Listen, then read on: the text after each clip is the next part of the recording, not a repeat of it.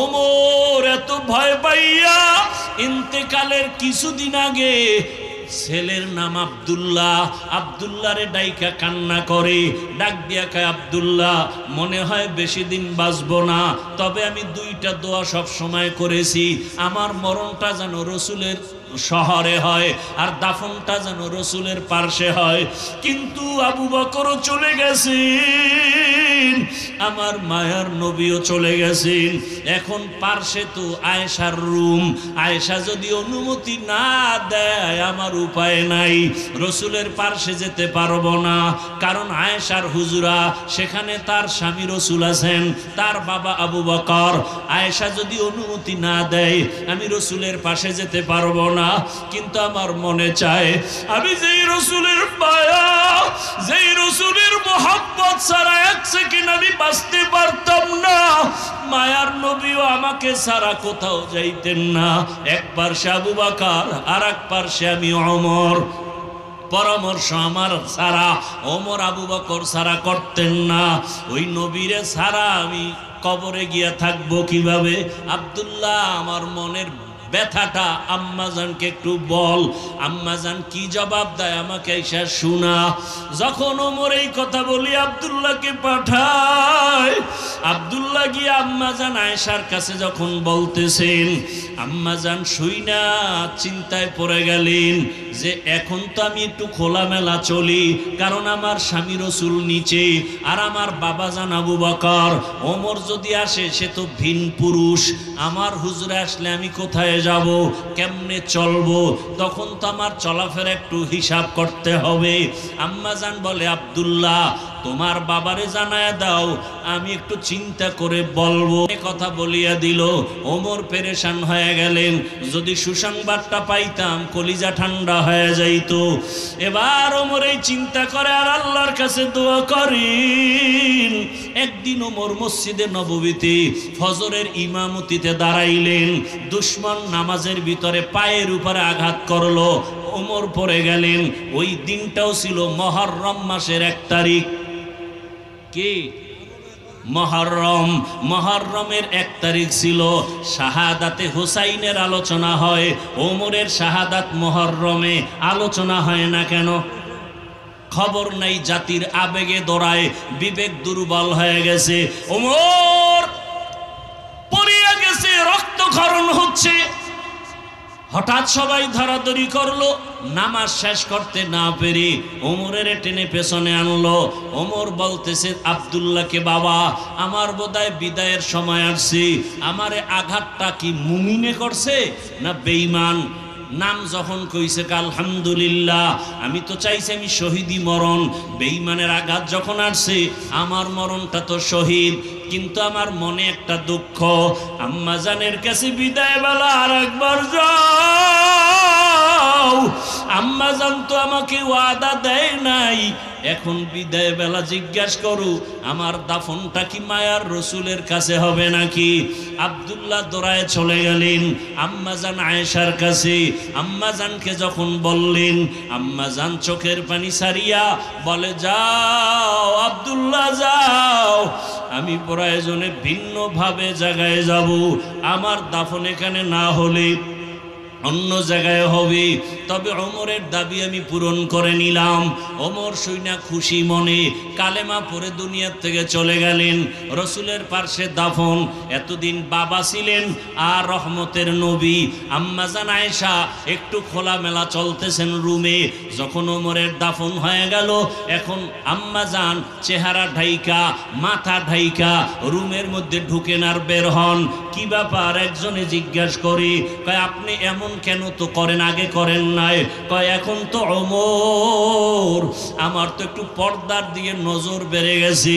এতদিন আব্বা ছিল, টেনশন ছিল না, রহমতের নবী ছিল, কোনো পেরেশানি ছিল না, এখন তো ওমর, আমার তো একটু পর্দার খেয়াল বেড়ে গেছে। ও পর্দার আড়ালের আম্মা জানেরা, ও মা এতক্ষণ আপনাদের সন্তানদের যত বয়ান শুনাইলাম, আপনার সন্তান ডাক্তার হবে, ইঞ্জিনিয়ার হবে, প্রফেসর হবে, আল্লাহর কসম মা, আপনার আদর্শ ভালো না থাকলে কোনোদিন ভালো সন্তান হতে পারবে না। আমি দাবি একটা করেছি, সন্তান যেন বেয়াদব না হয়। শিক্ষকের সাথে বেয়াদবি করবা না, কারণ তোমার জীবন সফলতার তিনি একটা চাবি। শিক্ষক আমাকে এখানে বসাইছে, আমার আব্বা আম্মা শুধু দোয়া করছে, কিন্তু আমারে বয়ান শিখাইছে আমার শিক্ষকেরা, ঠিক নেই? আমার কলম দিয়া দস্তখত আমার মায়ে শিখায় নাই, আব্বা শিখায় নাই, শিক্ষক আমাকে শিখাইছে। আমি আরবি কথা বলি, তেলাওয়াত করি, আমি বাংলা কথা বলি, আমি ইংলিশে কথা বলি, সব আমার শিক্ষকের অবদান, ঠিক নেই? অতএব শিক্ষকের সাথে বেয়াদবি করা যাবে না। ওলামায়ে কেরামের সংস্রব পাইয়া আলেম ওলামা আল্লাহওয়ালাদের নেক নজর পাইছি, যে কারণে বয়ানের মধ্যে টাকা দেওয়া হবে না, খানা দেওয়া হবে না। দীর্ঘ রাত পর্যন্ত তোমরা এখানে বসে আছো যুবক বাবা, খানাও দেওয়া হবে না, টাকাও দেওয়া হবে না। এরপরও কেন বসে আছো? আমি হাফিজুর রহমানের তো কোনো এলেম নাই, কোনো আমল নাই, কোনো ডিগ্রি নাই বাবা, বড় কষ্ট করে লেখাপড়া করছি, এরপরও তোমরা কেন বসে আছো জানি না। আমার মনে হয় আল্লাহর খাস ওলিদের ডাক দোয়া, আল্লাহওয়ালাদের নেক নজর যত লাগবে, কথার মধ্যে মায়া বাড়বে, আকর্ষণ বাড়বে, আর কিছুই না। ও আল্লাহর বান্দা, জান্নাতের বয়ান শুধু বলছি, দেখাইতে পারি নাই। জাহান্নামের বয়ান শুনাইছি, হাতে ধইরা দেখাইতে পারি নাই। এই হাওয়ার উপরে কথাগুলো শুই না, কেমন যেন তোমার এখন আর মন খারাপ হয়ে গেছে। আরে আমি কি জাহান্নামী হয়ে গেলাম নাকি? না, আমি এত বছর কত নামাজ ছাড়লাম, মোবাইলে কত গুনাহ করলাম, রাতভর মোবাইলে গুনাহ করেছি, এখন কি আমি জাহান্নামী হয়ে গেলাম? কেমন যেন অনেকের অন্তরে বাড়ি লাগছে। না, আর গুনাহ করব না, নামাজ ছাড়ব না, মা বাবার সাথে বেয়াদবি করব না, শিক্ষকের সাথে বেয়াদবি করব না, ওলামায়ে কেরামের দোয়া নিয়া নবীজির আদর্শ মেনে চলব। এই রকম মন অনেকের তৈরি হতে চলছে, মনের মধ্যে ধাক্কা লেগে গেছে। ও বাবারা, আমি শুধু দোয়ার জন্যই বলতেছি, আমার কিছু চাওয়া পাওয়া নাই। ও আল্লাহর বান্দা, কলিজার যুবক, বৃদ্ধ বাবাজিরা, পর্দার আড়ালের মা বোনেরা, এখনো সময় আছে, তওবা করো। এরে নবীর উম্মতের দল, রহমতের নবী উত্তম আদর্শ নিয়ে যখন আসলেন, আসা মাত্রই পরিবর্তন শুরু হয়ে গেল। আম্মাজান আমেনা বলেন, আমার চোখের সামনে এত আলো দেখলাম যে পারস্যের ওই কেসরার প্রাসাদগুলো আমার সামনে ভেসে উঠল। বহু দূরের প্রাসাদ, 1000 বছরের প্রজ্বলিত আগুন নিভিয়ে গেল। দুনিয়ার বাচ্চারা, মহিলারা বাচ্চা প্রসব করলে রক্ত যায়, কত কষ্ট। আমার রহমতের নবী আসছেন, আমি আমেনা কিছু অনুভব করতে পারি নাই। আমার পেটে ব্যথাও নাই, মাথা ব্যথাও নাই। দুনিয়ার বাচ্চা আসলে খতনা করা অবস্থায় আসে না, আমার বাচ্চা মোহাম্মদ খতনা করা অবস্থায় আসছে। দুনিয়ার বাচ্চা ঈশা কান্দে, আর আমার রহমতের নবী দুনিয়াতে আসা মাত্র আল্লাহর শুকর আদায় করেছেন। রহমতের নবী আসিয়া এখন সবার সাথে মহব্বতের আলোচনা। রহমতের নবী জীবনে একটা মিথ্যা কথা বলেন নাই, একটা গালি দেন নাই। হাজারো গালি নবী শুনছেন, একটা গালির জবাবও দেন নাই। আরো আশ্চর্যের বিষয়, নবী কোনোদিন চোখ দুটো গরম করে কারো দিকে তাকান নাই। নবী যদি গরম চোখে তাকায়, ও জায়গায় পুড়িয়ে যাবে, কারণ রসুলের চোখ মোবারকে তো এই পাওয়ার। নবী চোখ গরম করে তাকান নাই। নবীরে গালি দেয়, নবী হাসেন, জবাব তো দূরের কথা। আর এই ব্যবহারে বড় বড় বেঈমান কাফের গুলো কালেমাওয়ালা হয়ে গেল। দেখছেন নি এত খারাপ মানুষ, এখন তারা ভালো, আবার কেমন ভালো। আল্লাহ বলেন, জিবরাইল যাও, রহমতের নবীরে টিকিট দিয়া দাও, স্লিপ দিয়া দাও, লিস্টি আছে, নাম আছে। এই লিস্টির মধ্যে যত নাম আছে, এরা বিনা হিসাবে জান্নাতি। জানা থাকলে বলেন তো কয়জনার নাম? প্রথম জন কে বলেন? দ্বিতীয় কে বলেন? বলেন না। তৃতীয়, চতুর্থ, এক একজন কেমন ব্যক্তি? আবু বকরের বয়ান যদি করতে থাকি সারা রাত চলে যাবে। আমরা সবাই জানি রসুলের আগমন, কিন্তু রবিউল আউয়ালে ইসলামের জন্য আরো মহা সুসংবাদ কি? ভেলাদাতুন নবী সাল্লাল্লাহু আলাইহি ওয়াসাল্লাম। রবিউল আউয়ালে শুধু রসুলের ভেলাদাত না, রসুলকে যে রিসালাত দেওয়া হলো, কিতাব দেওয়া হলো, তাও রবিউল আউয়াল ছিল। রসুল বেঈমানের তাড়নায় পড়ে জন্মভূমি ত্যাগ করে ইসলামের ইতিহাসে এক বড় পাওয়ারফুল মুসলমানের সুসংবাদ, কষ্টের মাঝেও শান্তি, তা হলো মক্কা থেকে মদিনাতুল মুনাওয়ারার হিজরত। সে হিজরতও হয়েছে রবিউল আউয়ালে। রসুলের ভেলাদাত রবিউল আউয়াল, রসুলের রিসালাত রবিউল আউয়াল, রসুলের হিজরত রবিউল আউয়াল, রসুলের রেহলাত বা ওয়াফাত রবিউল আউয়াল। কয়টা জিনিস পাইলাম? কথা বলতে হবে। চারটে জিনিস পাইছি রবিউল আউয়ালে: ভেলাদাত, রিসালাত, হিজরত, ওয়াফাত বা রেহলাত। রসুলের আগমনে কি পেয়েছি, ভেলাদাতে কি পেয়েছি? সমস্ত উলামায়ে কেরাম লিখেছেন রসুলের মিলাদ যাকে বলি, ভেলাদাত বলি, দুনিয়াতে আসছেন রসুলের আশাতে এ দুনিয়াবাসী মক্কাবাসী মুমিনরা পেয়েছি আজাদিয়াত, অর্থাৎ মুক্ত স্বাধীনতা। বিস্তারিত বলতে গেলে অনেক সময় আবুল আহাব তার দাসীকে মুক্ত করে দিল, পারস্যের অগ্নি নিভে গেল, জুলুম বন্ধ হয়ে গেল, মানুষ স্বাধীনতা লাভ করল। রেসালাতের দ্বারা পেয়েছি শরিয়াত, অর্থাৎ জীবনকে গড়ার এক মূল থিম। হিজরতের দ্বারা পেয়েছি মদদ, নুসরত, আল্লাহর সাহায্য। বদরের যুদ্ধ, ওহুদের যুদ্ধ, খন্দকের যুদ্ধ, যুদ্ধের মাঝে আল্লাহ ডাইরেক্ট সাহায্য করেছেন।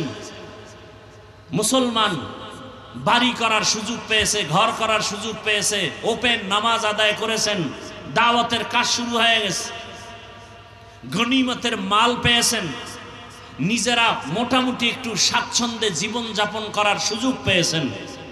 তাহলে হিজরতের দ্বারা নুসরাত বা আল্লাহর মদদ, সফলতার জীবন। আর রসুল চলে যাওয়ার পরে আমরা কি হাদিয়া পেয়েছি? আমরা রসুলের ইন্তেকাল বা ওয়াফাত বা রেহলাতে পেয়েছি নিজামে খেলাফত, অর্থাৎ একজন বক্তা, একজন মসজিদের ইমাম, একজন রাষ্ট্রের ইমাম না থাকলে সেখানে কি করতে হবে, পরবর্তী খলিফা কিভাবে নিযুক্ত করতে হবে, আল্লাহর রসুলের ইন্তেকালে আমরা সেই খেলাফতের নিয়ম নীতি পেয়েছি। কিভাবে খলিফা নির্দিষ্ট করতে হবে, ইমাম বানাতে হবে।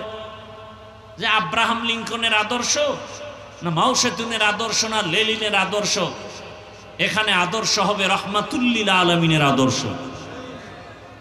রসুলের ইন্তেকাল হয়ে গেল, উম্মতের জন্য মাপকাঠি চলে আসলো খেলাফতে রাশেদা, খুলাফায়ে রাশিদিন। নবী বলে গেলেন, আলাইকুম বিসুন্নতি ওয়া সুন্নাতিল খুলাফাইর রাশিদিন আল মাহদিয়িন। আমার সুন্নতের আঁকড়ায় ধরো, আমার খুলাফায়ে রাশিদিনের আদর্শ বা সুন্নতকে আঁকড়ায় ধরো। যদি ধরতে পারো, দুনিয়ায় বাদশাহ, আখিরাতেও বাদশাহ। খুলাফায়ে রাশিদিন আবু বকর, ওমর, ওসমান, আলী, নবীর আদর্শকে সুন্নত শব্দ বলেছেন। আবু বকর, ওমর, ওসমান, আলীর আদর্শকে সুন্নত শব্দ দ্বারা রাসূল অবহিত করেছেন। আলাইকুম বিসুন্নতি ওয়া সুন্নাতিল খুলাফাইর রাশিদিন আল মাহদিয়িন। খুলাফায়ে রাশিদিনের সুন্নত, আদর্শকে সুন্নত বলার মানে হলো রাসূল বলে গেলেন, আমি দুইটা জিনিস রেখে গেলাম, আঁকড়ায় ধরো। তারাকতু ফীকুম আমরাইন লান তাদিল্লু মা তামাসসাকতুম বিহিমা কিতাবাল্লাহ ওয়া সুন্নাত রাসূলি। আমার সুন্নাত, আমার সাহাবা খোলাফায়ে রাশিদিনের সুন্নত, আমার সুন্নাত খোলাফায়ে রাশিদিনের সুন্নত। কারণ আমার অনেক কাজ আছে যেটা সুন্নত না। আমি করেছি, সাহাবায়ে কেরাম করে নাই, অথবা আমি করি নাই, সাহাবায়ে কেরাম করছে, আমি সমর্থন দিছি। তোমরা দুনিয়াওয়ালারাও এটা করতে হবে। সাহাবায়ে কেরাম খোলাফায়ে রাশিদিনের সুন্নত, যেমন জুমার দিন 2বার আজান দেওয়া হয়। ওসমান রাদিয়াল্লাহু আনহু 2বার আজান প্রথা চালু করলেন। খোলাফায়ে রাশিদিনের সুন্নাত। আমি মুহাম্মদ এই নিয়ম করি নাই, ওসমান করেছে, পালন করবা। আলাইকুম বিসুন্নতি ওয়া সুন্নাতিল খুলাফাইর রাশিদিন আল মাহদিয়িন। আমার এরা খলিফা, আমার এরা ছাত্র। কেমন ছাত্র? বলে রাশিদিন, এরা পথ প্রদর্শক। কেমন পথ প্রদর্শক? মাহদিয়িন, এরা হেদায়াত প্রাপ্ত। সুবহানাল্লাহ। না, এরা হেদায়াত প্রাপ্ত। রহমতের নবী বলেন, আসহাবি কান্নুজুম, আমার এক একজন সাহাবী আকাশের এক একটা নক্ষত্রের মতো। তার মানে বর্তমানে উদাহরণটা দেওয়া বড় সহজ। আমাদের কুয়াকাটার পরে দক্ষিণবঙ্গে বঙ্গোপসাগর, কক্সেস বাজারের ওপারে বঙ্গোপসাগর। ইলিশ মাছ ধরার জন্য জেলেরা 500 হাত 400 হাত পানির মধ্যে চলে যায়, যেখানে টাওয়ার নাই, নেটওয়ার্ক নাই, মোবাইল বন্ধ, সব বন্ধ। জেলেকে বললাম, তোমরা এমন জায়গায় চলে যাও যেখানে টেলিফোন চলে না, যেখানে 500 হাত পানি, 400 হাত পানি। তো ওখানে তোমরা আবার পথ চিনে বাড়ি আসো কিভাবে? বলে, আমরা আকাশের নক্ষত্র দেখে পথ নির্ণয় করি। আরবের প্রথা ছিল, আকাশের নক্ষত্র দেখে ভাগ্য পরিবর্তন করত, ভাগ্য নির্ণয় করত। আল্লাহর রাসূল বলেন, আসহাবি কান্নুজুম, আমার এক একজন সাহাবী আকাশের নক্ষত্র। তার মানে জান্নাতে তোমার ভাগ্য পরিবর্তনের এক একটা নক্ষত্র, এক একটা হাতিয়ার। যেমন একটু আগে আপনাদেরকে 3বার বলাইছি, তসবিহ হাতে নিয়ে আমল করা সুন্নতে গেছে, ভুলে গেছে 1 মিনিটে। তসবিহ হাতে নিয়ে আমল করা সুন্নতে সাহাবা। যদি সাহাবারা আমলটা না করতেন, আমরা দলিল কই পেতাম? আবু হুরায়রা বলেন, আমি সুতা বানাইয়া, গিরা লাগাইয়া, এরপরে তসবিহ বানাইয়া সুন্নফল আমল করতাম। অন্য বর্ণনা আছে যে পাথর দিয়া তসবিহ বানাইয়া আমল করছেন। এজন্য বললাম, তসবিহ হাতে নিয়া আমল করা সুন্নতে সাহাবা। বলার দায়িত্ব আমার, মানবেন কিনা সে দায়িত্ব আপনার। হেদায়েতের মালিক কে? মান ইয়াহদিল্লাহু ফাহুয়াল মুহতাদ ওয়া মান ইউদ্লিল ফালান তাজিদা লাহু ওয়ালিয়াম মুরশিদা। আল্লাহ তাআলা বলেন, আমি যাকে হেদায়েত দিব সে হেদায়েত পেয়ে যাবে, আর যার কপাল খারাপ হেদায়াত পাবে দূরের কথা, হেদায়াত পাওয়ার মতো কোনো মুর্শিদও পাবে না। আরবি কোরআনের শব্দ মুর্শিদ। এই মোবাইলে আকাম জীবন তো কম করলি না, ভালো ভালো কিছু কাজও মাঝে মাঝে কর। মোবাইলে ডাউনলোড কর বাংলা কোরআন লিখিয়া, 30 পারা কোরআন চলে আসবে। এরপরে সূরাগুলোর মাঝে মাঝে তরজমা পড়ো বাংলায়, দেখবা মাঝে মাঝে অন্তরে ধাক্কা লাগবে, গুনার ভয় চলে আসবে। মুর্শিদ শব্দের অর্থ হলো পথ দেখানেওয়ালা, পথ প্রদর্শক। হেদায়াত শুধু কিতাব দিয়ে কেউ পাবে না।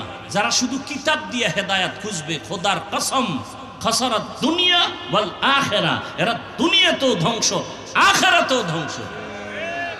আবার যারা কিতাবাদি বাদ দিয়ে শুধু ব্যক্তির গোলামি করবে, এরাও ধ্বংস। আমগো সমাজে দোনো দল আছে। এক দল বলে কোনো ব্যক্তি লাগবে না, শুধু কিতাব মানি। হ্যাঁ, এরা ধ্বংসের পথে চলে গেছে। আর এক দল বলে কিতাবও বুঝি না, আব্বাও বুঝি না, আমিও বুঝি না, কোনো কিতাব দরকার নাই, আমি পীরের কাছে গেছি, পীর আমাকে জাহান্নামে নিলে আমিও যাব। এরাও পথভ্রষ্ট। আর যারা বলবে না আমরা ইমামও মানি, কিতাবও মানি, কোরআন মানি, হাদিস মানি, ইমাম আবু হানিফাও মানি, ইমাম বুখারীকেও মানি, কতক্ষণ ইমাম আবু হানিফারে মানি, ইমাম বুখারীকে মানি কতক্ষণ? ইমাম আবু হানিফার কথা, ইমাম বুখারীর কথা কোরআন হাদিস অনুযায়ী হবে যতক্ষণ। কোনো ঝামেলা আছে? আল্লাহ হেদায়াত দান করুন। জিন্দগি মে বন্দগি তু করনা হে,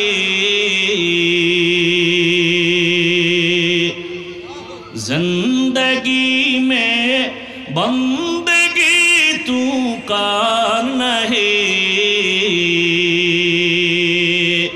जिंदगी बे बंदगी शर्मिंदा है, जिंदगी बे बंदगी शर्मिंदा है। दुनिया में हो तलबगार न हो, बाजार से गुजर हो खरीदार न हो। ये दुनिया एक मिसल कागज फूल है, ये दुनिया एक मिसल कागज फूल है, जिंदगी में बंदगी तू करना है, जिंदगी में बंदगी तू करना है, जिंदगी में बंदगी शर्मिंदा है, जिंदगी में बंदगी शर्मिंदा है, जिंदगी में बंदगी कुन बंदगी, बंदगी बे जिंदगी शर्मिंदगी। रहमतेर नबी रबिउल আউয়ালে আসলেন। কি নিয়ে আসলেন? আল্লাহ নিজেই বলেন রহমতের নবী উম্মতের জন্য উত্তম আদর্শ নিয়ে আসছেন। কি নিয়ে আসছেন? এই জবান খুলেন, ঘুম আসতেছে আপনাদের? ক্ষুধা লাগছে? আল্লাহ সবাইকে কবুল করেন, আরো জোরে বলেন রবিউল আউয়াল। শুধু কি রসুলের জন্মের আলোচনা, রেসালাতের আলোচনা? রবিউল আউয়াল শরীয়ত, রেসালাত দ্বারা পেয়েছি শরীয়ত, হিজরতের আলোচনা, রবিউল আউয়ালের আলোচনা। রহমতের নবী উত্তম আদর্শ নিয়ে আগমন করেছেন। কেমন উত্তম? জমিনের মধ্যে যত আদর্শ আছে, নবীর আদর্শ ছাড়া আরো বহু আদর্শর বাজার জাত হয়েছে। গণতন্ত্রের এক আদর্শ আব্রাহাম লিঙ্কনের, মাও সেতুনের আদর্শ, লেনিনের আদর্শ, কালমার্সের আদর্শ, পেলেটের আদর্শ। এক কথায় দুনিয়ার সব আদর্শগুলো নাপাক, একমাত্র মদিনাওয়ালা রসুলের আদর্শই হলো পাক। এখানে আপনারা অনেক আল্লাহর বান্দা, শিক্ষিত মানুষ। কেউ যদি সাহস নিয়ে দাঁড়াইয়া বলতে পারেন, আমি আমার ইমানের কথা বলতেছি, কেউ যদি বলতে পারেন হাফিজ ভাই রসুলের আদর্শ থেকে দামি আদর্শ শেখ মুজিবুর রহমানের ভিতরে আছে, আমার কথা শুনেন। নাউজুবিল্লাহ আগে বলেন কেন? আমি কি বলতে চাই শুনেন। আপনি নাউজুবিল্লাহর কোনো বেইল আছেনি? মিয়া ফজর পড়েন নাই, জহুর পড়েন নাই, আসর পড়েন নাই, মাগরিব পড়েন নাই, এশা পড়েন নাই, আপনি আশেকে রসুল, আপনি নাউজুবিল্লাহর ভ্যালু কি? ওয়াজের আগে উবিরি, মোনাজাতের পরে উবিরি, আপনি নাউজুবিল্লাহ বললেও কি আর না বললেও কি? আল্লাহ হেদায়াত দান করুন। তবে আপনাদের ফতুয়া তো একটা জানা আছে, নামাজ না পড়লেও আপনাদের দিল তাজা। মদিনার রসুল বলেন নামাজ যারা পড়ে না ওরা পৃথিবীর নিকৃষ্ট চোর, আর আপনি বলেন আপনার দিল পরিষ্কার। আল্লাহ হেদায়াত দান করুন। যদি কেউ বলতে পারে শেখ মুজিবুর রহমানের আদর্শ রসুলেরটা থেকেও ভালো, তাহলে আমারটা আমি বলছি, আমি রসুলেরটা বাদ দিয়া তার আদর্শ নিব। খুব খেয়াল করেন, কেউ যদি এখানে দাঁড়ায় বলতে পারেন, শিক্ষিত বাবারা, রসুলের আদর্শ থেকে জিয়াউর রহমান সাহেবের আদর্শ আরো সুন্দর। তাহলে আমি রসুলেরটা বাদ দিয়া জিয়াউর রহমানেরটা নিব। বলার মতো কলিজা আসেনি কারো? হ্যাঁ, নাই তো নাই। বরং আমার থেকে শুনো, জমিনে যত আদর্শ সব আদর্শ না পাক, একমাত্র মদিনার আদর্শই হলো পাক। আচ্ছা, অনেকটা না পাক কেন? জিয়াউর রহমান সাহেবের আদর্শটাও না পাক, শেখ মুজিবুর রহমান সাহেবের আদর্শ না পাক, আব্রাহাম লিঙ্কনের আদর্শ না পাক, মাও সেতুনের আদর্শ না পাক। কেন? তাদের জিন্দেগিটাই না পাক, তাদের দিমাগটাই না পাক। কি? যেই লোকটা 3 বেলা খানা খাইয়া মদের বোতল হাতে নেয়, বিড়ি টানে, ওর দিমাগ ঠিক আছে? আপনাদের দেশে কেউ মদ পান করিয়া জিকির করেনি, বরং বউরে মা কয়া ডাকে, ঠিক নেই? তাহলে তার মেধা ঠিক আছে? যার বিবেক ঠিক নাই, তার বুদ্ধিমত্তাও ঠিক নাই, তার থিওরিগুলো সব ভুল। কথা ঠিক? অতএব আমার রসুল কেন পাক? বলে আমার রসুলের পুরা জিন্দেগিটাই পাক। কেমন পাক? রসুল এমন এক সময় মক্কা নগরীতে আসেন, যেই মক্কা নগরীর মানুষগুলো ছিল চরিত্রহীন, লম্পট, এত খারাপ। মক্কার মানুষের মতো খারাপ জমিনে আর কোনো মানুষ ছিল না। কেমন খারাপ? নারী আর পুরুষ সব উলঙ্গ, বাইতুল্লাহ তাওয়াফ করে, সব একসাথে নারী পুরুষ উলঙ্গ। বিষয় কি?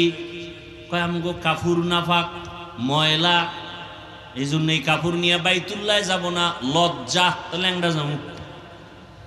ওই একজনে আমগো উদাহরণ আছে না, পাগড়ির ফজিলতের কথা শুনে লঙ্গি খুইরা বান্ধে ফেলাইছে। কয় যে লঙ্গি থাকে থাক না থাক, কিন্তু পাগড়ির বরকত ছাড়া যাবে না। কিছু মানুষ আছে না অতি আবেগ, কোরবানির বয়ান শুনে নিয়ত করছে কোরবানি না দিয়ে মরমু না, বাড়ি যে টেনশনে পড়ে গেছে, ওয়াদা তো করে ফেলছি, ওয়াদা ভাঙা যাবে না, তো কাবা ঘর ভাঙার সমান। কোরবানি যে দিব টাকা নাই, কি করা যায়? কয় চুরি করে হলেও দিব। চুরি করবো কই? মামার বাড়ি একটা নতুন গরু কিনছে, দেওয়ার জন্য এটারে নিয়ে আসছে। রাস্তায় ইমাম সাহেব দেখে, খাই তুমি না গরিব? বলে হ্যাঁ। তো গরু নিয়ে যাও কই? বলে নিয়ত করে ফেলাইছি কোরবানি দেব। বইলে আনছো? বলে বইলে আনলে কি আর ভোর রাত্রে আসছি? এটা চুরি করে নিয়ে যায়। তো চুরি করে কি কোরবানি হবে? কয় এমন একটা প্যাচ আপনি দিবেন তা বুঝছি, জবাবও রেডি। চুরি করার গুনাহ কোরবানির ফজিলাত সমান, মাঝখানে গোশত খামু ভাও। মক্কার মানুষ এত জাহেল,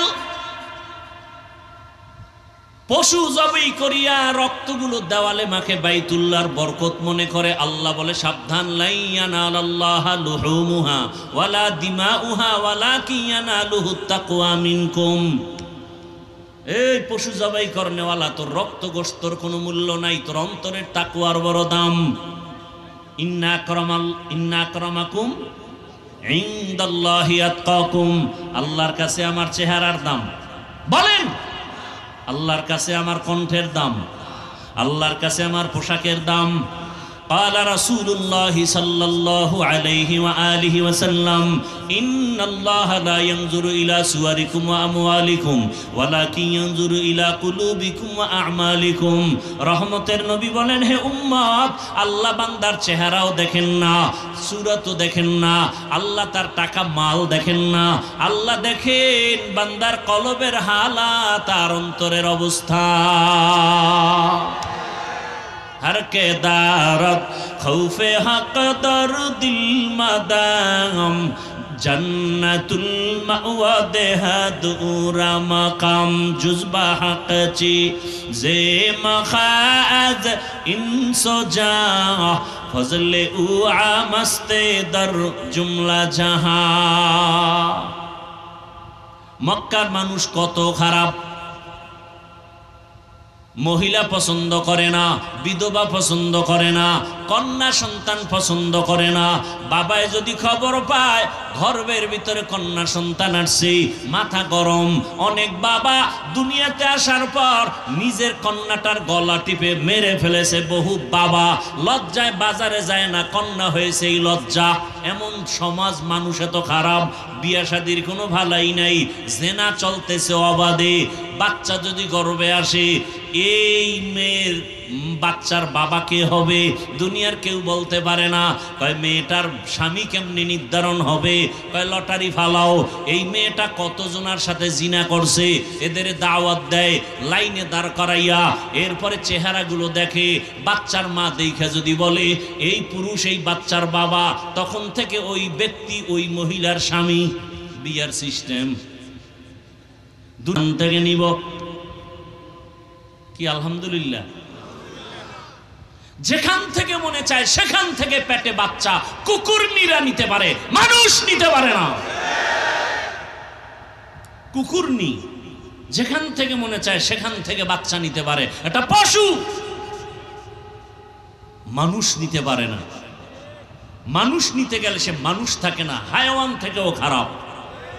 ঘোষণাকার ওয়ালাকাদ যারানা লিজাহান্নামা কাসীরাম মিনাল জিন্নি ওয়াল ইনস লাহুম কুলুবুন লা ইয়াফকাহুনা বিহা ওয়া লাহুম আ'য়ুনুন লা ইউবসিরুনা বিহা ওয়া লাহুম আযানুন লা ইয়াসমাউনা বিহা উলাইকা কাল আনআমি বাল হুম আদাল উলাইকা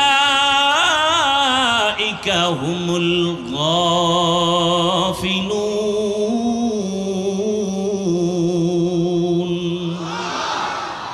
কালামে জিন্দা কোরআনে হাকিম হিকমতে উলায়া জানাস্তু কদিম। 9 পারা সূরা আরাফ। আল্লাহ বলেন অধিকাংশ মানুষ জাহান্নামে যাবে। কম না বেশি? অধিকাংশ মানুষ। কেন? বলে তাদের আমি কলব দিছি ফিকির করবে, করে না। চোখ দিছি দেখার জন্য, দেখে না। কান দিছি শোনার জন্য, শুনে না। তাতে কি করে? কষ্টে লাগায় রাখে। কয় না আমি যা দেখতে বলছি চোখ দিয়া তা দেখবে, কিন্তু দেখে না। চোখ দিয়া মা বাবা দেখবে, সওয়াব দেখে না। চক্ষু দিয়া কোরআন তেলাওয়াত করবে, তাকায় তাকায় দেখবে, সওয়াব দেখে না। চক্ষু দিয়া আলেম দেখবে, দেখে না। চক্ষু দিয়া আল্লাহর আসমান দিয়ে তাকায় দেখবে, দেখে না। চোখ দিয়া বাইতুল্লাহ তাকায় দেখবে, সওয়াব দেখে না। দেখে ঘুমায়? কয় না, সারা রাত মোবাইল হাতে নিয়া কবিরা গুনাহ দেখে, কবিরা গুনাহ দেখে, কবিরা গুনাহ। কি মিথ্যা বললাম? এরে আমার কলিজার যুবক, কয়দিন আর যৌবনের বাহাদুরি করবি? হ্যাঁ, তোরে বাহাদুরি করার যেই মেয়াদ আল্লাহ দিছেন, মোবাইল দেখে সেই মেয়াদ পর্যন্ত তুই যাইতে পারবি না। কারণ তুই টাইমের আগে যৌবন নষ্ট করে ফেলেছো মোবাইলের গুনাহ করিয়া। কথা ঠিক নেই? অতএব তুই আর বিয়া করিস না, রোজা রাখ। কারণ তুই ঘরে বউ রাখতে পারবি না। আর যেই বউ তোর সাথে কোরআনের ওয়াদা দেয়, মনে করবি ওই বউর ওয়াদাও সঠিক না। তোর সাথে যদি কসম খায় যে তোমার ছাড়া বাঁচমু না, আমি একটারে ধৈর্য বলি, তোর যে ওয়াদা দিল মাইয়া কয় নাম্বার সিরিয়াল? ওটা আমি কেমনে কম? আমি বললাম তোর সিরিয়াল যতই, মাইয়ার সিরিয়ালও তত। তুই যদি 2 মাইয়ার চরিত্র নষ্ট করে 3য় মাইয়ার সাথে কোরআনের ওয়াদা করো, ওই মাইয়াও 2 পুরুষের চরিত্র নষ্ট করে 3 নাম্বার তোরে ধরেছে। তোরে রাস্তার ফকির বানায়া জাল মিটাবে, কত ধানে কত চাল। আল্লাহ হেদায়াত দান করুন। মা ছাড়বে, বাপ ছাড়বে, মোবাইল ছাড়বে না। কি আল্লাহ মোবাইলের গুনাহ থেকে হেফাজত করেন। এই মোবাইল কি নষ্ট করে নাই বলো তো? তোমরা তো অনেক দামি মানুষ, বুঝদার মানুষ, আমার জ্ঞান কম। বলো তো মোবাইল কি নষ্ট করেনি? তোমার বডি সব শেষ, চোখের পাওয়ার শেষ, কানের পাওয়ার শেষ, হার্ট দুর্বল, কিডনি দুর্বল, চরিত্র নাই, লেখাপড়া নাই, মা বাবার সাথে আদব নাই, সব বেয়াদবি। সবই মূল কারণ মোবাইল। আল্লাহ হেদায়াত দান করে। রহমতের নবীর আদর্শে উত্তম, মক্কার চরিত্রহীন মানুষ এত খারাপ, অথচ মক্কা কত দামি ঘর। ইন্না আউয়ালা বাইতিন উযিআ লিন-নাস লাল্লাযী বিবাক্কাতা মুবারাকাও ওয়া হুদা মুবারাকাও ওয়া হুদান লিল আলামিন।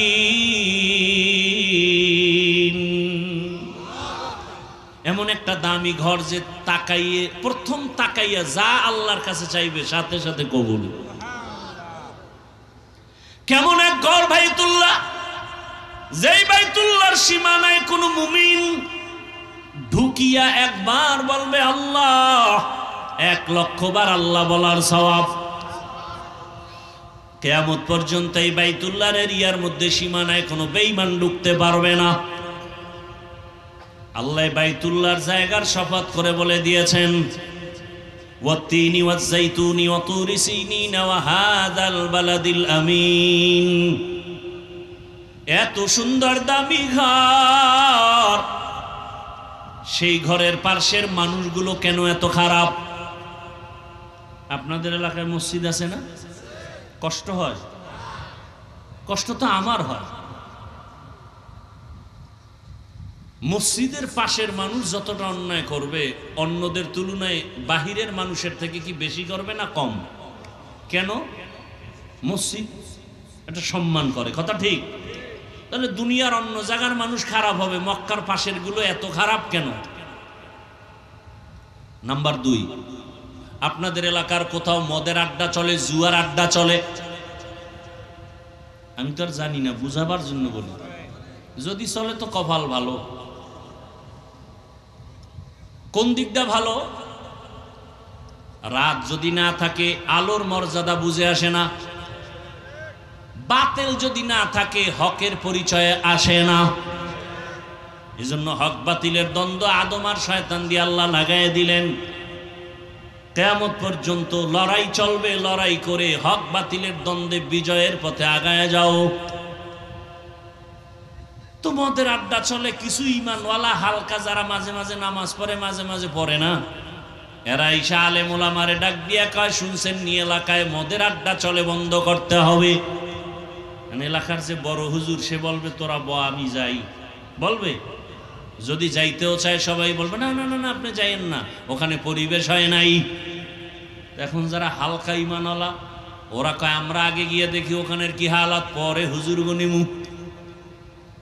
ঠিক তেমনি ভাবে মক্কার মানুষ এত খারাপ, এই খারাপ পরিবেশে স্বাভাবিক কোন মুমিন আসবেন, কিন্তু পৃথিবীর শ্রেষ্ঠ রহমতের নবীকে আল্লাহ এত খারাপ মানুষের মাঝে পাঠালেন কেন?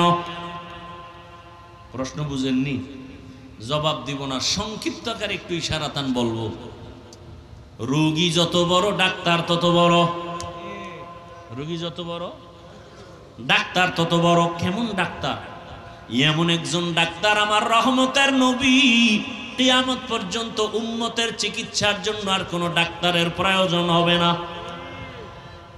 আর প্রয়োজন কথা হলে এত মাযহাব কেন, এত ইমাম কেন, পীর মাশায়েখ কেন, আলেম ওলামা কেন? বলে এগো শুধু কাম হলো রহমতের নবীর প্রেসক্রিপশনটা উম্মতের বুঝায় দিবে, টাইম মতো যেন ঔষধ সেবন করে উম্মত। এরা বুঝায় দিবে 5 বেলার নামাজ পড়ো, আমল নামায় গুনাহ থাকবে না, মা বাবার থেকে দোয়া নাও, শিক্ষকের দোয়া নিয়ে চলো, আলেমের নেক নজর নিয়ে চলো। কে সে? আবু বকর, হিজরতের সাথী, রহমতের নবী চোখের পানি ছেড়ে কাঁদেন আর আল্লাহকে বলেন, হে মালিক, আবু বকর শুধু আমার সাথে মদিনায় যাবে না, আবু বকরের সফর আমার সাথে আজকে শুরু, জান্নাতের ভেতর পর্যন্ত চলবে। আবু বকরকে জানেননি? আল্লাহ নবীরে সালাম দিয়া জিব্রাইলের পাঠায়, আজকে আল্লাহ জিব্রাইলের গিয়া কয়, পাঠায় কয় যাও আজকে আবু বকরকেও আমার পক্ষ থেকে স্পেশাল সালাম। কে সালাম দিছেন? আল্লাহ নিজে সালাম দিছেন সেই আবু বকর। কিন্তু তাদের ইতিহাস পড়েন, 4 খলিফার জীবনী লেখা গুগলে সার্চ দেন, সব চলে আসবে। আবু বকরের ইতিহাস যদি পড়া দেখেন ফলাফল কি পাবেন? সারা জীবন কান্না কান্না কান্না। ওমরে ফারুকের ইতিহাস যদি পড়েন ফলাফল বেরিয়ে আসবে কান্না কান্না কান্না। ওসমান জিন্নুরাইনের ইতিহাস পড়বেন ফলাফল বেরিয়ে আসবে কান্না। হযরত আলীর জিন্দেগি ভর কান্না। জান্নাতের টিকিট পাইয়া চোখের পানি সেরে কান্নার আওয়াজ। আল্লাহর আযাবের প্রতি এত ভয়, যেই রসুলের মারার জন্য তরবারি নিয়ে দৌড়ায় ওমর, 27 বছর বয়সে দৌড়ায় নবীকে জবাই করবে। কে? রহমতের নবীর সামনে দাঁড়াইয়া তরবারি ফালায় নবীর কাছে ক্ষমা চাইয়া কালেমা পড়িয়া আবার তরবারি হাতে নিল। নবী কইছে হাতটা লাগাও, রসুলের হাতের সাথে ওমরের হাত লাগছে। এই পরিমাণ পাওয়ার আল্লাহ দিছেন। তরবারি নিয়ে ওমর 1 মিনিট আগে ছিল রসুলের দুশ্মন, রসুলকে কাটবে, সেই তরবারি হাতে নিয়ে বলে আসো রসুলের দুশ্মনেরা আমার সামনে। এই বেটারে আল্লাহ কি পাওয়ার দিছে যে এটার নাম শুনলে এখনো শরীরে কম্পন শুরু হয়ে যায়। শুধু কি তাই? এই যুবক, ঘুমের আগে যদি অজু কইরা ঘুমাইয়া বুকের উপরে লেখো ওমরের নাম, আইন মিম রা আঙ্গুল দিয়া, ডান হাতের শাহাদাত আঙ্গুল দিয়া লিখবি আইন মিম রা। খোদার কসম স্বপ্ন তো সবে না জীবন। আর তুই যদি 1012 লেখো আর অজু ছাড়া মোবাইলে আকাম করতে করতে ঘুমাও, তোর এক রাইতে জিন্দেগি বরবাদ। ভালো টিস্যু আনতে পারলেন না কেউ?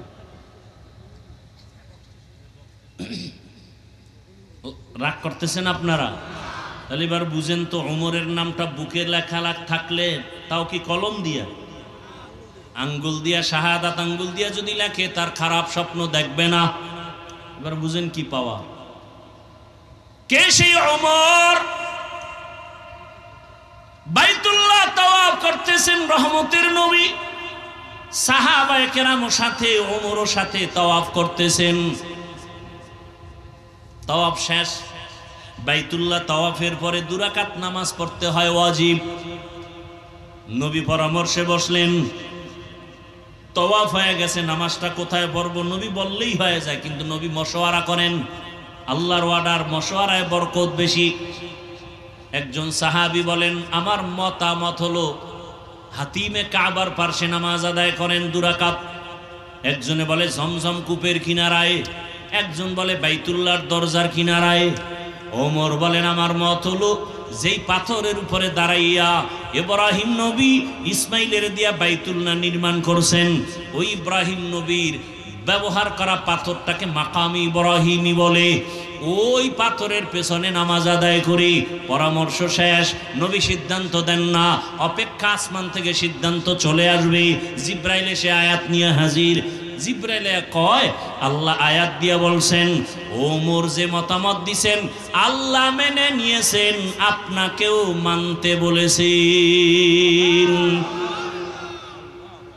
সেই ওমরের বিরুদ্ধে যদি বর্তমানে কেউ কথা বলে, বিরোধিতা করে, খোদার কসম এর মতো ভণ্ড কেউ নাই, এর মতো বেয়াদব এই জমিনে কেউ নাই। লিকুল্লি শাইইন জিনাতুন ফিল ওয়ারা ওয়াজিনাতুল মারই তামামিল আদাবি আজ খোদা খাহিমে তৌফিক আদব বেআদব মাহরুমে গাশত আজ ফজলে রব। সেই ওমর কেমন পাওয়ারওয়ালা! ওমর এখন যেই পথ দিয়া হেঁটে যায়, ওই পথ দিয়া শয়তান পর্যন্ত হাঁটে না। দেখছেন নি, শয়তানে ভয় পায় কারে? ওমরেরে। আমগো বাঙালি এক চালাক কয়, শয়তান আমারেও ভয় পায়। কেন? আমি ওর থেকে এই পরিমাণ আকাম জানি যে শয়তানও জানে না। এরে আমার কলিজার যুবক, সারা রাত যদি বয়ান করি কি লাভ হবে যদি তোমার আমল সুন্দর না হয়? মা বাবাকে গিয়া যদি আবার খারাপ ভাষায় গালি দাও, তোমার জীবনের কোনো বয়ান কাজে লাগবে না। আমি যে এতক্ষণ বয়ান করতেছি রে বাবা, একবারও কিন্তু বলি নাই আমার মতো টুপি লাগাও। আমি কওমি মাদ্রাসার সন্তান, তোমরা কওমি মাদ্রাসায় যাও বলছি। আমি তাবলিগের লাইনের সন্তান, পীরের মুরিদ, তোমরা পীরের কাছে যাও, তাবলিগে যাও, দেওবন্দে যাও। একবারও বলি নাই স্কুল কলেজের ছাত্র বাবারা স্কুল কলেজ ছেড়ে দাও, একবারও বলি নাই। বরং আজকে দেখছো ফেসবুকের গোলাম হয়ে যারা 24 ঘন্টা পড়ে থাকো, দেখো নাই ঢাকা বিশ্ববিদ্যালয়ে আজকে ডাকসুর নির্বাচনে দেখছো নি রে বাবা, কলেজের ছেলে মেয়েরা প্রমাণ করে দিল এতদিন আমরা যা দেখছি আমরা আসলে ইসলাম চাই। কি চাই? তোমরা কি চাও? এই জন্য অনুরোধ করি রে যুবক, কোন দল বুঝি না, নেতা বুঝি না, ইসলাম যারা নিয়ে আসবে তারা আমাদের বন্ধু, যারা ইসলামের পক্ষে নাই তারা মুমিনের বন্ধু হতে পারে না। ভোটের আগে টাকা খাবা না, পায়খানা খাইও, হালাল সাবান দিয়া কুলি করবার শেষ। কিন্তু যারা ভোটের আগে টাকা খাবা, জাহান্নামের আগুন ছাড়া উপায় নাই। এই যুবকেরা, সত্য কথার সাক্ষী দিও বাবা, মানো আর না মানো, আল্লাহর কোরআনটা কি সত্য?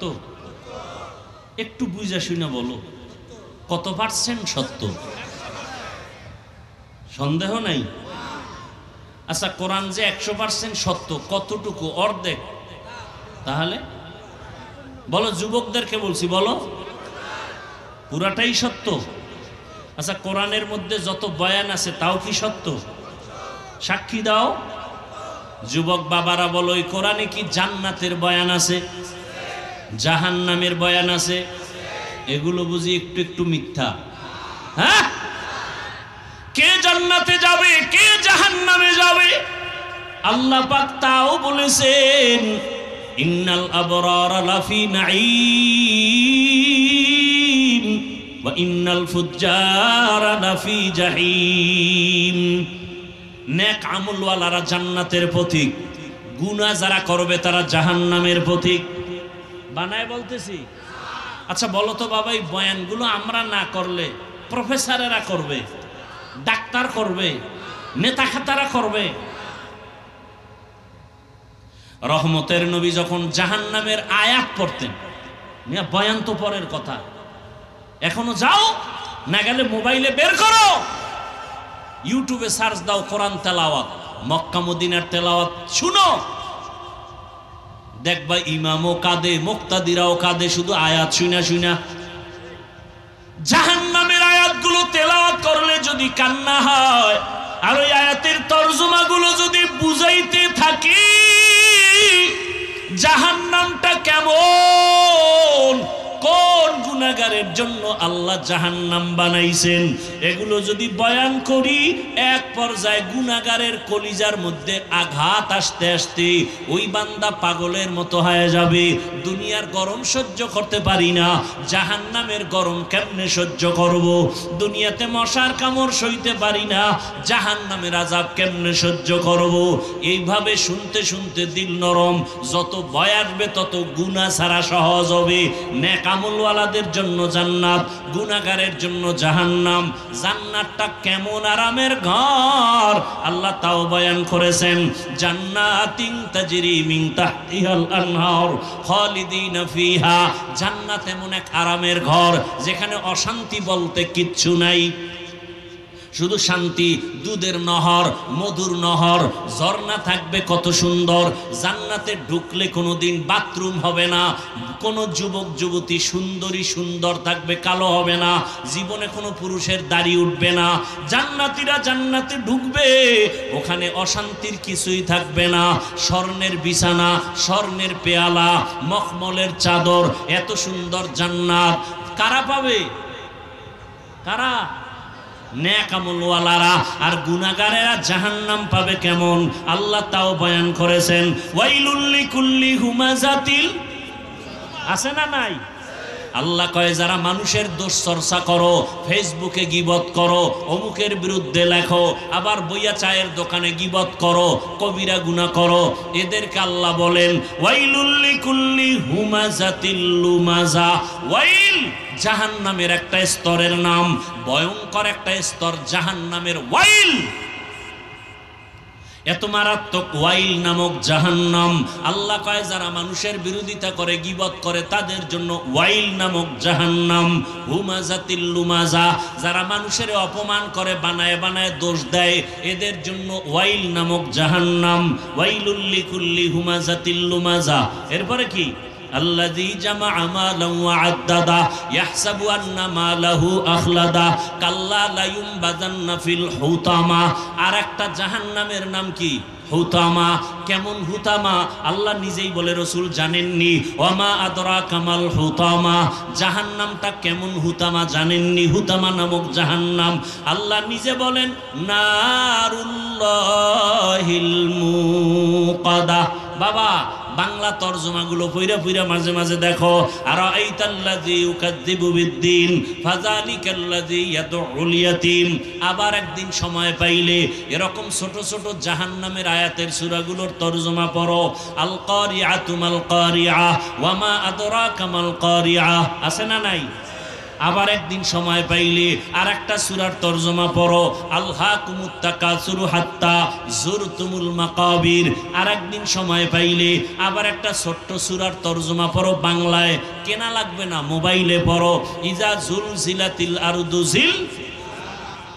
এগুলো যদি পড়ো দেখবা জাহান্নামের ভয় একদিন যদি অন্তরে আসে, তোমার মরিয়া গেল গুনাহ করতে মনে চাইবে না। দেখো না ঢাকা কলেজের কত ছাত্র মাথায় পাগড়ি, মুখে দাড়ি, বড় লম্বা জামা পরিয়া কলেজে ক্লাস করে, মনে হয় যেন মসজিদের খতিব, আসলে আরবিও পড়তে পারে না। ও যুবক বাবা, তুমি এমনে কেমনে যাও কলেজে? কয় এভাবেই যাই।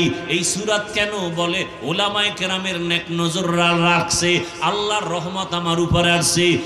কলেজে কি মেয়ের ছেলে নাই কয় আছে? তোমার কি ডিস্টার্ব হয় না? কয় না। মাঝে মাঝে তোমার বন্ধু বান্ধবীরা কি আড্ডাখানায় ডাকে না? কয় ডাকে। তখন তুমি কি করো? আমি ইস্তেগফারের আমল করি। তখন আল্লাহ রাস্তা খুলে দেয় কি?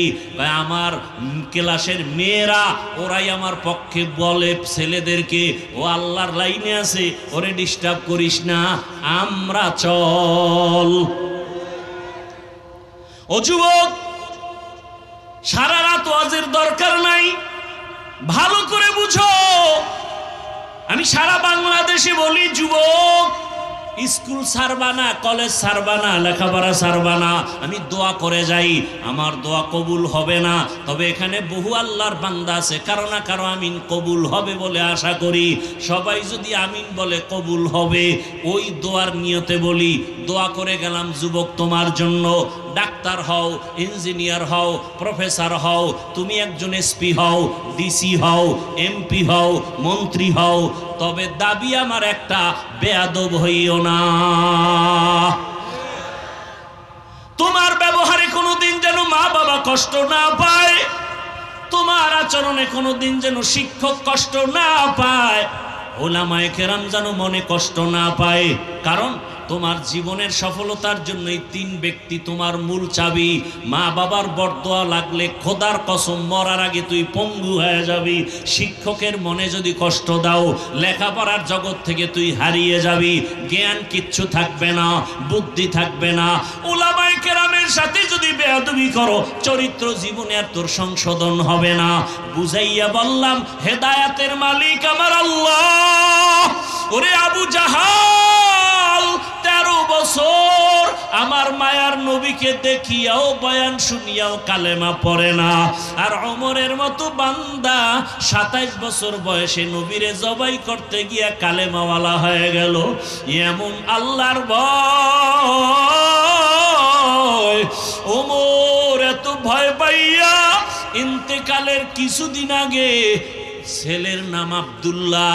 আব্দুল্লাহরে ডাইকা কান্না করে, ডাক দিয়া কয় আব্দুল্লাহ মনে হয় বেশি দিন বাঁচবো না, তবে আমি দুইটা দোয়া সব সময় করেছি, আমার মরণটা যেন রসুলের শহরে হয় আর দাফনটা যেন রসুলের পার্শ্বে হয়।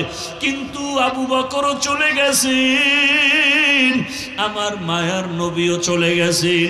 এখন পার্শ্বে তো আয়েশার রুম, আয়েশা যদি অনুমতি না দেয় আমার উপায় নাই, রসুলের পার্শ্বে যেতে পারবো না, কারণ আয়েশার হুজুরা সেখানে তার স্বামী রসুল আছেন, তার বাবা আবু বকর। আয়েশা যদি অনুমতি না দেয় আমি রসুলের পাশে যেতে পারবো না। কিন্তু আমার মনে চায় আমি যেই রসুলের মায়া, যেই রসুলের মোহাব্বত ছাড়া এক সেকেন্ড আমি বাঁচতে পারতাম না, মায়ার নবীও আমাকে ছাড়া কোথাও যাইতেন না। এক পার্শ্বে আবু বকর আর এক পার্শ্বে আমি ওমর। পরামর্শ আমার ছাড়া ওমর আবু বকর ছাড়া করতেন না। ওই নবীরে ছাড়া আমি কবরে গিয়া থাকবো কিভাবে?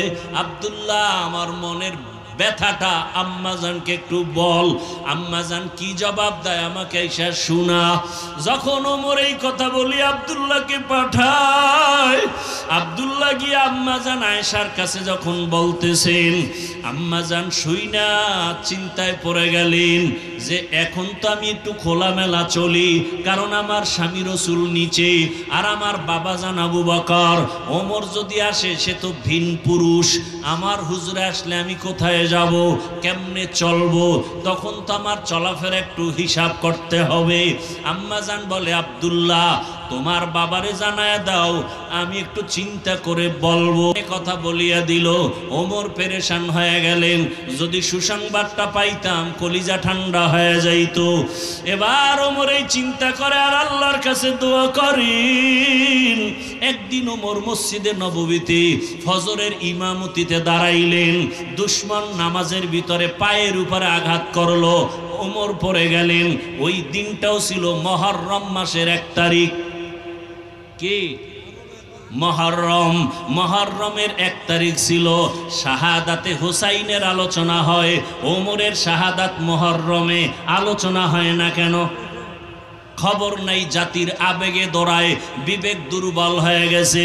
ওমর পড়িয়া গেছে, রক্তক্ষরণ হচ্ছে। হঠাৎ সবাই ধরাধরি করলো, নামাজ শেষ করতে না পেরে ওমরের টেনে পেছনে আনলো। ওমর বলতেছে আব্দুল্লাহকে, বাবা আমার বোধহয় বিদায়ের সময় আসছে, আমারে আঘাতটা কি মুমিনে করছে না বেঈমান? নাম যখন কইছে আলহামদুলিল্লাহ, আমি তো চাইছি আমি শহীদি মরণ। বেঈমানের আঘাত যখন আসছে আমার মরণটা তো শহীদ। কিন্তু আমার মনে একটা দুঃখ, আম্মাজানের কাছে বিদায় বেলা আর একবার যাও। আম্মাজান তো আমাকে ওয়াদা দেয় নাই, এখন বিদায় বেলা জিজ্ঞাসা করু আমার দাফনটা কি মায়ার রসুলের কাছে হবে নাকি? আব্দুল্লাহ দৌড়ায় চলে গেলেন আম্মাজান আয়েশার কাছে। আম্মাজানকে যখন বললেন, আম্মাজান চোখের পানি সারিয়া বলে, যাও আব্দুল্লাহ যাও, আমি প্রয়োজনে ভিন্নভাবে জায়গায় যাব, আমার দাফন এখানে না হলে অন্য জায়গায় হবে। তবে ওমরের দাবি আমি পূরণ করে নিলাম। ওমর শুইনা খুশি মনে কালেমা পড়ে দুনিয়ার থেকে চলে গেলেন। রসুলের পার্শ্বে দাফন। এতদিন বাবা ছিলেন আর রহমতের নবী। আম্মাজান আয়েশা একটু খোলামেলা চলতেছেন রুমে। যখন ওমরের দাফন হয়ে গেল, এখন আম্মাজান চেহারা ঢাইকা, মাথা ঢাইকা রুমের মধ্যে ঢুকেন আর বের হন। কি ব্যাপার? একজনে জিজ্ঞাসা করি, কয় আপনি এমন কেন তো করেন, আগে করেন নাই? কয় এখন তো ওমর, আমার তো একটু পর্দার দিকে নজর বেড়ে গেছে। এতদিন আব্বা ছিল, টেনশন ছিল না, রহমতের নবী ছিল, কোনো পেরেশানি ছিল না। এখন তো ওমর, আমার তো একটু পর্দার খেয়াল বেড়ে গেছে। ও পর্দার আড়ালের আম্মা জানেরা, ও মা এতক্ষণ আপনাদের সন্তানদের যত বয়ান শুনাইলাম, আপনার সন্তান ডাক্তার হবে, ইঞ্জিনিয়ার হবে, প্রফেসর হবে, আল্লাহর কসম মা, আপনার আদর্শ ভালো না থাকলে কোনোদিন ভালো সন্তান হতে পারবে না। আমি দাবি একটা করেছি, সন্তান যেন বেয়াদব না হয়, তার আচরণে কোনো মা বাপ যেন কষ্ট না পায়। সন্তান ডাক্তার হবে, তবে তার আচরণ যেন খারাপ না হয়। সন্তানের আচরণে আলেম ওলামা যেন কষ্ট না পায়, শিক্ষকেরা যেন কষ্ট না পায়। এমনটা যদি সন্তান ইঞ্জিনিয়ার হতে হয়, এমনভাবে আদবওয়ালা ডাক্তার যদি হতে হয়, মায়ের আদর্শ ভালো না হলে সম্ভব না।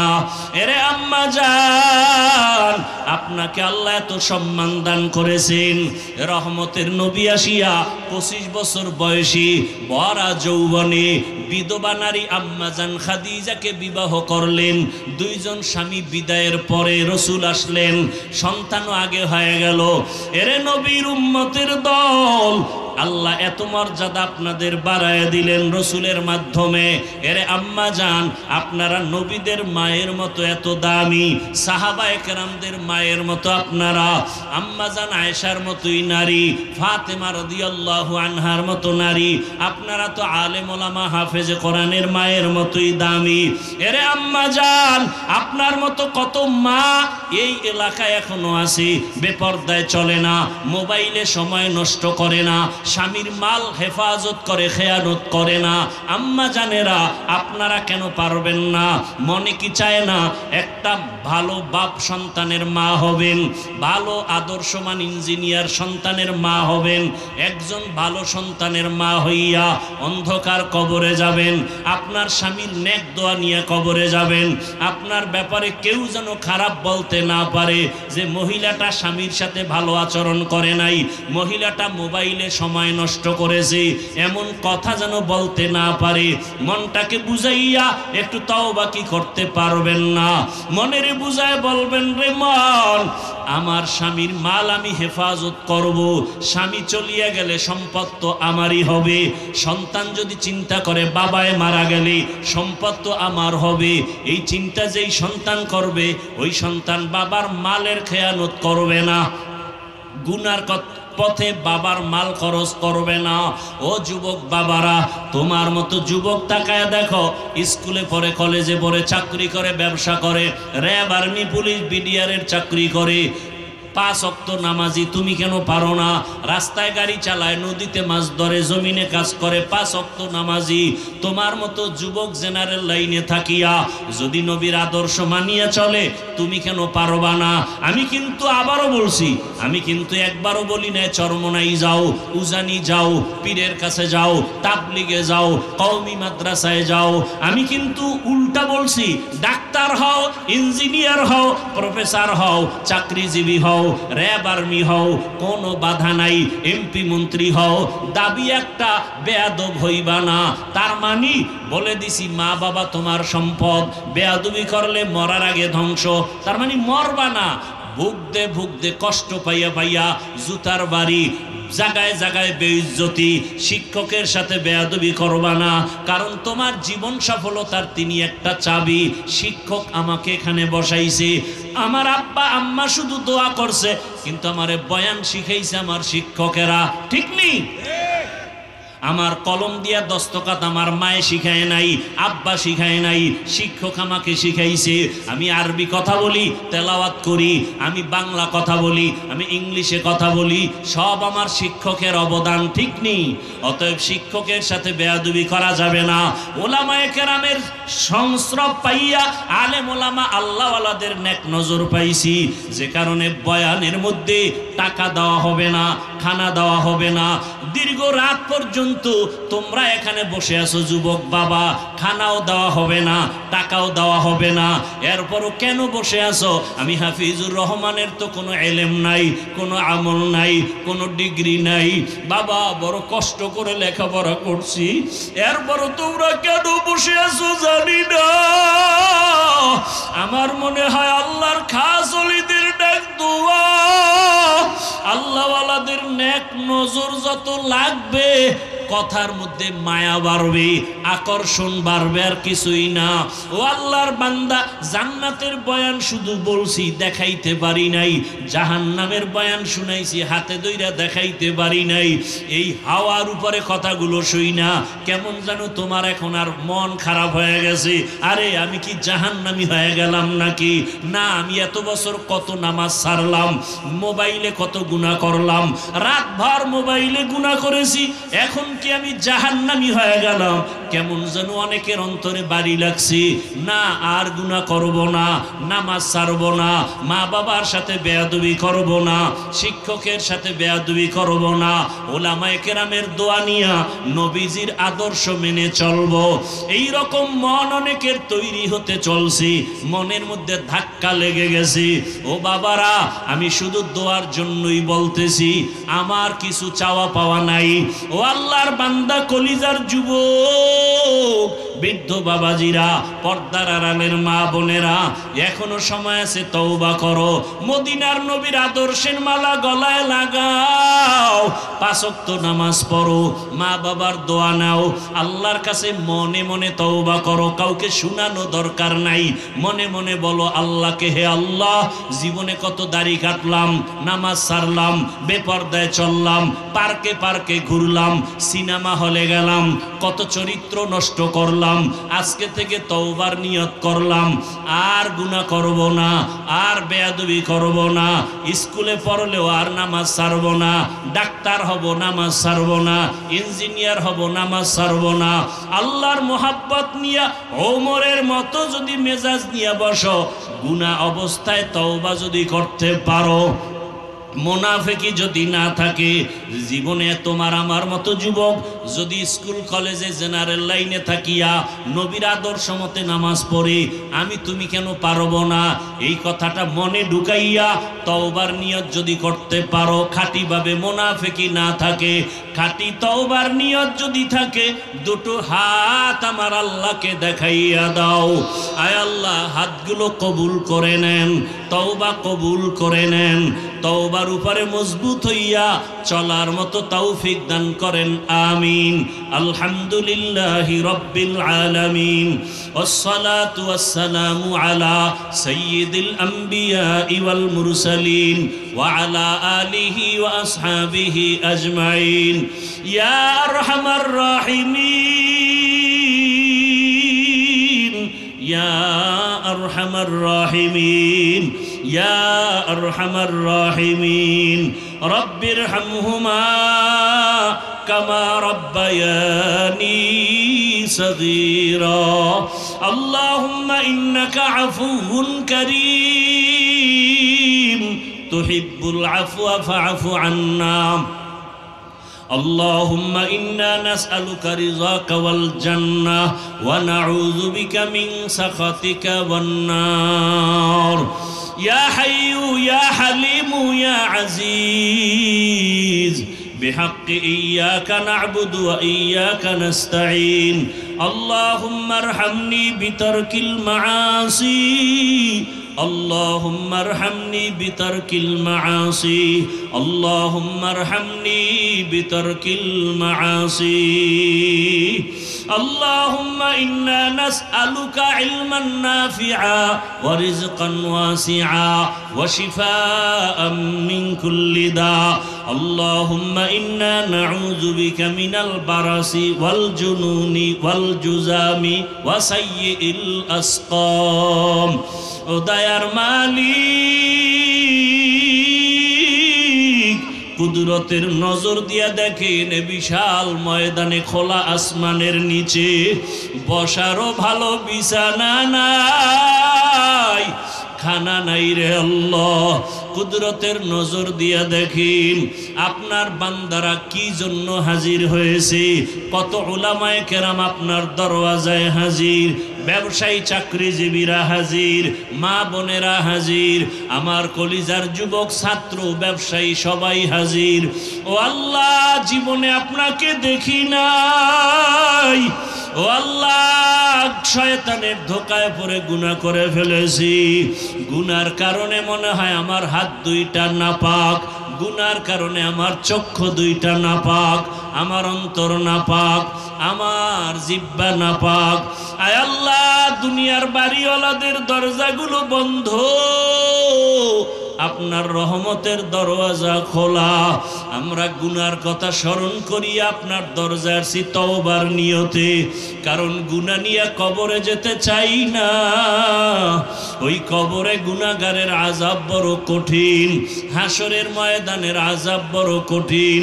সূর্যের গরম সহ্য করতে পারবো না, জাহান্নামের আগুনের গরম সইতে পারবো না, দুনিয়ার গরম সইতে পারি না রে মালিক।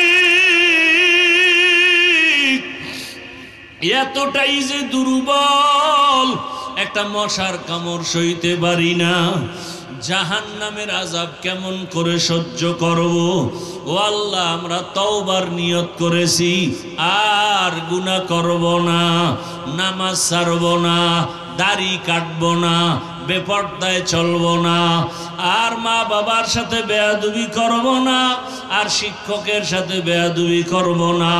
ওলামায়ে কেরামের পরামর্শ নিয়া নবীজির আদর্শ মেনে চলব। আয় আল্লাহ, আমাদের তওবা কবুল করে নেন। আয় আল্লাহ, গুনাহমুক্ত জীবন দান করেন। মা বোনদের